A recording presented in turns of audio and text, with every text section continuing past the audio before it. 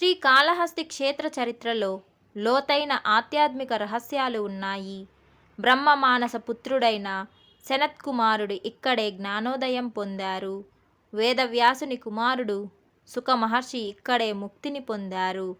అసలు ఈ మహర్షులకు శ్రీకాళహస్తికి ఉన్న సంబంధం ఏమిటి? ఈ క్షేత్ర వైభవం గురించి వారు ఏం చెప్పారు? ఆ విశేషాలన్నీ ఈ వీడియోలో వివరంగా చూద్దాం. స్కిప్ చేయకుండా చివరి వరకు చూడండి. లోగడ మహాజ్ఞాన సంపన్నులైన సుఖ, సనత్కుమార, పరాశర మహర్షులు ముగ్గురు కాశీ విశ్వేశ్వరుని సందర్శనార్థం వారణాసి క్షేత్రం వెళ్లుతూ మార్గమధ్యంలో జీవాత్మ పరమాత్మల భేదం గూర్చి తర్కించుకుంటూ శృతి తాత్పర్యం నిర్ణయింపలేక పరస్పర మత్సరగ్రస్తులయ్యారు. వారు ముగ్గురు తమలో తాము కలహించుకుంటుండగా ఆ సమయంలోనే విశ్వనాథుని సేవకై వెళ్తుండిన బ్రహ్మదేవుణ్ణి చూచి అతనితో నివేదించారు. బ్రహ్మదేవుడు వారిని వారించి మాత్సర్యంతో కేవలం శాస్త్రవాదంతో ఒకరినొకరు పరాభవించుకొనడం మీలాంటి వారికి సముచితం కాదని వారిని హెచ్చరించాడు. అనేక ఉపపత్తులతో బ్రహ్మదేవుడు వారికి అద్వైతం వివరింపసాగాడు. ఇలా బ్రహ్మదేవుడు అద్వైతం గూర్చి వివరిస్తున్న తరుణంలో సమీపంలోనే కూర్చొని ఆనందంగా వింటున్న సత్యయజ్ఞుడు అను మునీంద్రుడు పరమానంద సంభరితుడయ్యాడు. సత్యయజ్ఞ మునీంద్రుని ఆనందమునకు అవధి లేకుండా ఉండడం చూశాడు శాండిల్య మహర్షి. శాండిల్యుడు ద్వైత సిద్ధాంతం మీద మమకారం గల వ్యక్తి. అంచేత సత్యయజ్ఞుణ్ణి చూచి సహింపలేకపోయాడు. ద్వైతం ఆధారంగా చేసుకొని అనేక విధాలుగా శాండిల్యుడిని సత్యయజ్ఞుడు ఆక్షేపించాడు. సత్యయజ్ఞుడు వేదాంత మార్గం అవలంబించి శాండిల్యునికి సమాధానం చెప్పసాగాడు. కానీ శాండిల్యుడు శాస్త్ర మార్గం తప్పించి మాట్లాడడం ఆరంభించాడు. శాస్త్రసమ్మతం కాని శాండిల్యుని మాటలు వినజాలక సత్యయజ్ఞ మునీంద్రుడు తన రెండు చెవులు మూసుకొని అటు నుంచి వెళ్ళిపోసాగాడు.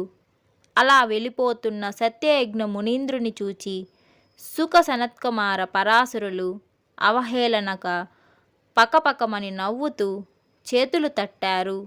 సుఖ, సనత్కుమార, పరాశర మహర్షులు ముగ్గురు సామాన్యులు మాత్రం కారు. ద్వైత నిర్మూలన పటిష్ఠులే, అద్వైత స్థాపనలో సర్వసమర్థులే. అయినా వారు ఉపేక్షించినందువల్ల పైపెచ్చు సత్యయజ్ఞ మునీంద్రుని పట్ల అనుచితంగా ప్రవర్తించినందువల్ల పరమేశ్వరుని దయను కోల్పోయారు వాళ్ళు. అంచేత వారు అద్వైతం ద్వేషిస్తూ ద్వైతమును అభినందిస్తూ జీవకోటిని పరమాత్ముని కంటే భిన్నులుగా భావిస్తూ ప్రవర్తింపసాగారు. అంచేతనే వారికి ముక్తి మార్గం అవగతం కాలేదు. అవగతం కాకపోవడమే కాక ముక్తి మార్గం దూరమైంది కూడా. అద్వైతమే సత్యం, మాయా కల్పితమైన భేదం అవాస్తవం. అనంత ఫలితమైన అద్వైత సిద్ధాంతం విస్మరించి భేదవాదం ప్రశంసిస్తూ ఆనాటి నుండి ఆ ముగ్గురిలా తిరగసాగారు. వారిలోని దోషం పరిహరింప సమకట్టాడు బ్రహ్మదేవుడు. వారి యొక్క తపోనీయత చేతనే వారికి పరమేశ్వరానుగ్రహ ప్రాప్తి కల్పించాలని భావించాడతడు. అంచేత సుఖ, సనత్కుమార, పరాశరులతో విస్పష్టంగా ఇలా చెప్పాడు బ్రహ్మదేవుడు. మహర్షులారా, మీ దోష నివారణార్థం మీరు ముగ్గురు దక్షిణ కైలాస క్షేత్రం వెళ్ళి పరమేశ్వరుణ్ణి ఆరాధించండి. ఆ మహామహుని అనుగ్రహం సంపాదించండి. అందుకోసం దుస్తరమైన తపస్సు ఆచరించండి. ఆ క్షేత్రం పరమ పవిత్రమైన దివ్యక్షేత్రం, జ్ఞానదాయకమైన మహాక్షేత్రం అది. లోగడ అజ్ఞానంతో సృష్టి సామర్థ్యం కోల్పోయిన నేను పరమేశ్వరాజ్ఞచే కైలాస శిఖరం స్వయంగా మోసుకుపోయి ఆ చోట ప్రతిష్ఠించాను. ఆ దివ్య కైలాస శిఖరమే ఆ క్షేత్రంలో శివానందైక నిలయంగా బాసిల్లుతుంది. సృష్టి సామర్థ్యం ఆ చోటనే లభించింది నాకు. ఆ చోట ఉత్తర వాహినిగా సువర్ణముఖి ప్రవర్తిస్తుంటుంది. రుద్రాక్షాకారంతో కర్పూర బాసరంగా వాయులింగం ఉంది. భక్తిపూర్వకంగా మీ మువ్వురు ఆ క్షేత్రంలో పరమేశ్వరుణ్ణి అర్చించి అతన్ని అనుగ్రహం సంపాదించండి. అలా చేస్తేనే మీరు పరిపూర్ణ జ్ఞానవంతులు కాగలరు.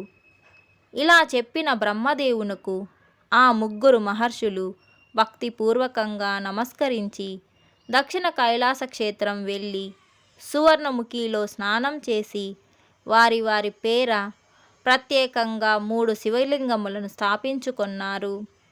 బ్రహ్మదేవుడు తమకు బోధించి పంపిన విధంగా వారు మువ్వురు మృత్యుంజయ లింగమునకు అగ్రభాగంలో సముచితమైన స్థానములు నిర్ణయించుకొన్నారు.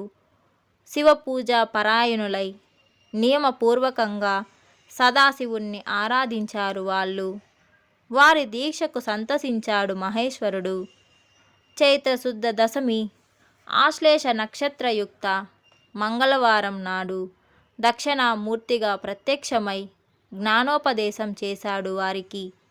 అంచేత చైత్రశుద్ధ దశమి ఆశ్లేష నక్షత్రం నాడు బ్రహ్మ విద్యా తీర్థంలో స్నానం చేసి దక్షిణామూర్తిని దర్శించడం బ్రహ్మ విద్యా ప్రాప్తికి హేతువుగా స్థలపురాణం చెబుతుంది.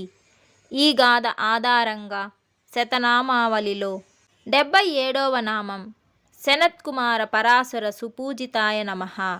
సనత్కుమార పరాశర మహర్షుల చేత పూజింపబడిన శ్రీ కాళహస్తీశ్వరునకు వందనం అను నామం ఏర్పడింది.